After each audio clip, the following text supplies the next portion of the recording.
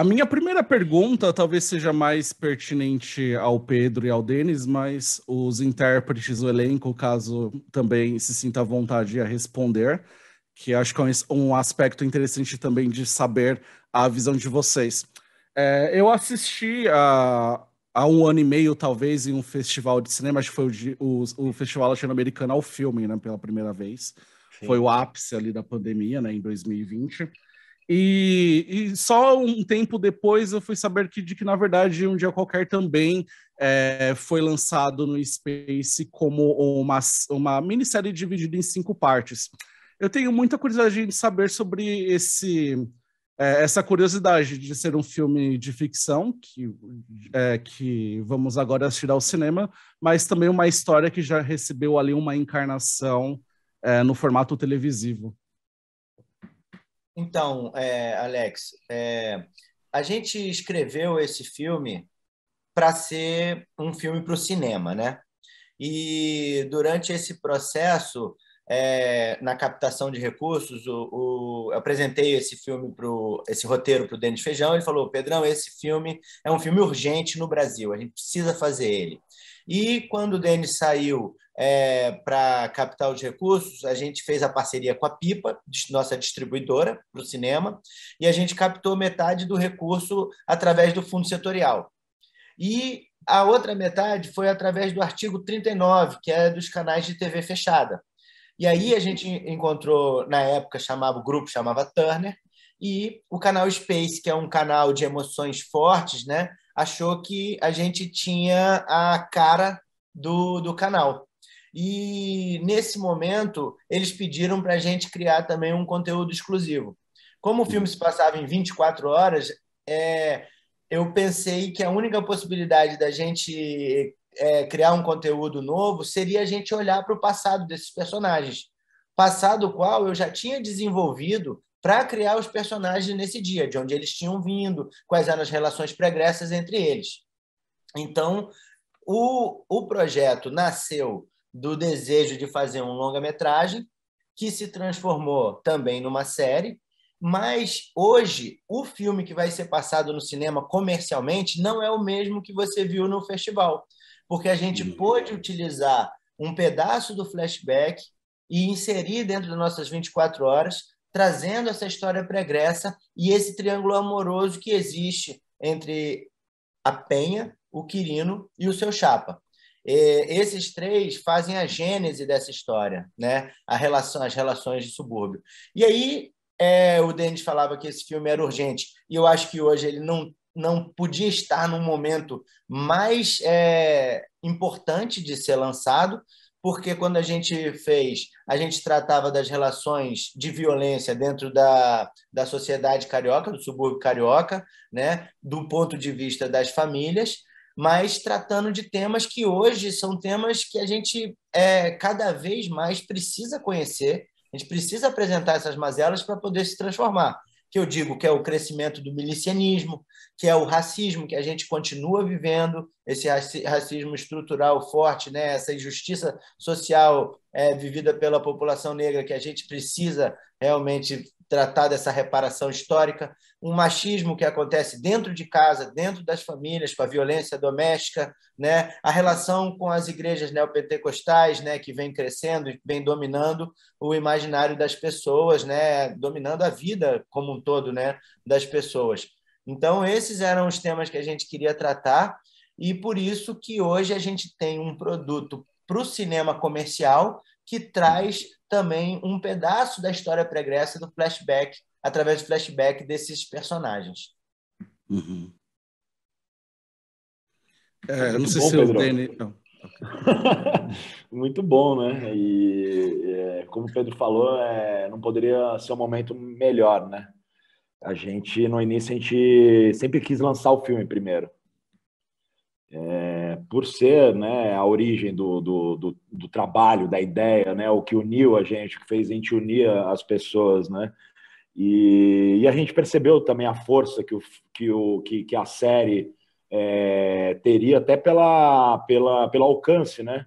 o cinema, né, ele tem um alcance devido e, né, a nossa grande vitrine, mas a televisão ela chega em outros lugares, né? E a série acabou sendo lançada antes por conta da pandemia, o cinema, né, o cinema parou, né, o desmonte do cinema, né, do nosso audiovisual por conta do governo atual. Isso fez com que a gente repensasse essa estratégia, né? E poder culminar hoje nesse momento de que a gente se encontra para lançar o filme nos cinemas, né, a nosso favor, né, a favor da sociedade, traz muita alegria, e um desejo nosso que o filme seja visto nos 4 cantos do país, né? Então a gente começa essa campanha já com a série, que é a origem do filme, que já estreou no canal Space, e agora a gente vai para o cinema lançar o filme, a origem mesmo do trabalho, onde a gente teve, como o Pedro falou, conseguiu trazer esse flashback que no primeiro momento, no Festival Latino-Americano, não tinha esse corte comercial, e que a gente já entendeu que seria fundamental ter isso para esse enredo dos personagens ser bem mais trabalhado e entendido pelo público. Uhum, perfeito. Eu quero perguntar à Mariana, ao Vinícius, acho que o Augusto voltou. Algo que me chama muito a atenção nesse filme não é somente os aspectos que o Pedro já apontou que estão presentes na história, todos esses aspectos sociais, mas eu também pude visualizar nesse filme como se ele também fosse uma espécie de conto shakespeariano, uma tragédia grega até, por conta de todos esses laços bem próximos que há entre todos esses personagens, laços familiares, enfim. Eu tenho muita curiosidade de saber de todos vocês do elenco em relação a como foi a primeira abordagem em relação a esse texto, se de fato veio à tona todas essas questões sociais a serem trabalhadas, ou se também vocês talvez tivessem uma interpretação nessa linha também de conto shakespeariano, tragédia grega. Quer falar? Tá me ouvindo, Alex? Estou. Então, a gente... Quando o filme chegou para mim, quando esse convite me chegou, eu sabia do roteiro. E o que vem à frente é isso, né? É essa localização social, política brasileira, onde a história acontece. Então, isso é a primeira coisa que a gente vê. E é um assunto muito comum no nosso dia a dia. Essa é a primeira coisa que chega de frente. Mas quando a gente começa a entrar no roteiro, entender as relações dos personagens, o que acontece ali, a gente percebe a presença muito forte do destino traçado para os personagens. Falando principalmente da Penha, é uma mulher que começa como traficante, depois de ter seu marido morto, ela passa a ser evangélica, e depois do filho ser morto, ela vai atrás de vingança. Então, é uma coisa que a gente sempre traz na nossa conversa, que é essa presença da tragédia grega, no caso, uma tragédia brasileira declarada que um dia qualquer anuncia. É uma tentativa falando pela Penha, é uma tentativa de reerguer, recomeçar, fugir de algo que ela não quer mais viver, mas ela não consegue. É como se o destino fosse maior que a própria vontade dela. Então, acho que não está nada equivocada essa sua percepção, e acho que é um grande diferencial para esse produto, porque são muitos os filmes que a gente assiste, né, hoje em dia. Eu não sei se esse filme se enquadra nesse rolê de favela movie, mas nesse tipo de trabalho, sabe? Sim. E eles, em geral, são muito querem trazer uma fidelidade, uma organicidade muito fiel ao cotidiano, a essa interpretação aqui mais 5, 6, 7, 8 de cinema, que a gente fala baixinho, assim, que esse jeito de fazer cinema que parece que está fazendo, ou uma coisa mais novelística. E eu acho que a nossa interpretação ali, e falo bastante da Penha, tem um tom que é trágico, que não é um rolê do dia a dia, como a gente está conversando aqui. É uma coisa extracotidiana mesmo. E acho que isso pode trazer um estranhamento para algumas pessoas, mas eu gosto de fazer, gosto do que eu vejo. É uma coisa que me encanta, assim, um desafio que me encantou e que me traz para dentro do projeto, sabe? Uhum. Alex, para além dessa coisa que a Mari falou, que é importante, da gente ter um destino que a gente não consegue fugir dele, eu gostei também de você ter percebido essas inter-relações das famílias. Quando a gente está falando de um microcosmos que acontece em um dia só, em um bairro, a gente está querendo falar do todo, do Brasil, de tudo, mas é importante que se dê ali. E na periferia, nas comunidades, você tem isso muito forte, né? Às vezes você vai jantar na família, tem um PM, tem um traficante jantando junto. E eles, dentro do espaço do lar, eles têm que se resolver ali. Você tem muito dessas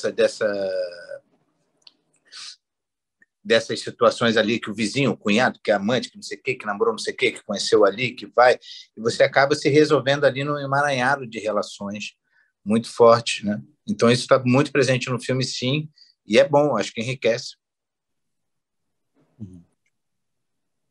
Engraçado o Gugu falar isso das comunidades, mas na classe artística é a mesma coisa, viu, Alex? Todo mundo já se pegou. Não vai casar com alguém. Todo mundo tem um filho de outro. Mas, opa, vou abrir um espaço para algumas fofocas de bastidores, então. Não, mas o engraçado você ter falado isso, Alex, porque o tempo todo a gente falava dessa tragédia grega brasileira. O tempo todo não tinha como fugir do destino. Eu acho que todo mundo do elenco caiu dentro desse norte e foi muito importante para a gente. Que bom que ficou na tela presente para você sentir isso, a mesma coisa que a gente sentia durante as filmagens. Não sei se o Vinícius quer acrescentar algo diante da perspectiva do personagem que interpreta. Não, enfim, pensando nessa questão da tragédia, né, eu fico muito mais... Eu não sei se quando eu li o roteiro eu viajei para a tragédia grega, porque eu sou tão enraizado nas tragédias brasileiras, eu leio tanta coisa de notícia e de, sabe, feminicídio, que um cara matou a esposa e depois matou os filhos, e que eu fico muito imerso nisso, entendeu? Para mim é um pouco mais... Não é difícil, logicamente, né, mas... quando eu leio, eu fico mais os pés na nossa realidade e fico por aqui tentando observar tudo isso sem fazer essa analogia que, evidentemente, está presente por uma questão de literatura, claro. E é curioso a Mari falar dessa interpretação da Penha, né, exagerada, que eu adoro, mas isso também, eu morei 12 anos na favela, né, no Rio de Janeiro. E, cara, é muito assim, as mães, tal, todos são muito escandalosas, eu adoro. Tipo, você vai na Bahia, por exemplo, você vê as mães, né, falam, né, tem uma altivez até para brigar, né, se impostam, tal. Eu acho tudo tem muita brasilidade aí. Eu me familiarizo muito com esse universo, tal. Enfim, eu acho que a gente traz uma realidade muito, muito enraizada aqui no nosso país, até quando a gente vai para a interpretação mesmo, que, é isso, né? Que as pessoas não estão acostumadas a conviver em todos os ambientes, mas quando você convive, né, em certos ambientes, você olha para aquilo e olha para um trabalho e fala, é isso, né? Igualzinho. Então, a Penha é uma clássica mãe de comunidade, assim, nesse sentido, sabe? É verdade que o filme foi rodado em Deodoro, que é uma estação no subúrbio do ramal da Central do Brasil, e que foi por esse motivo que você aceitou? Gugu, você tá tendo o que fazer, né, meu?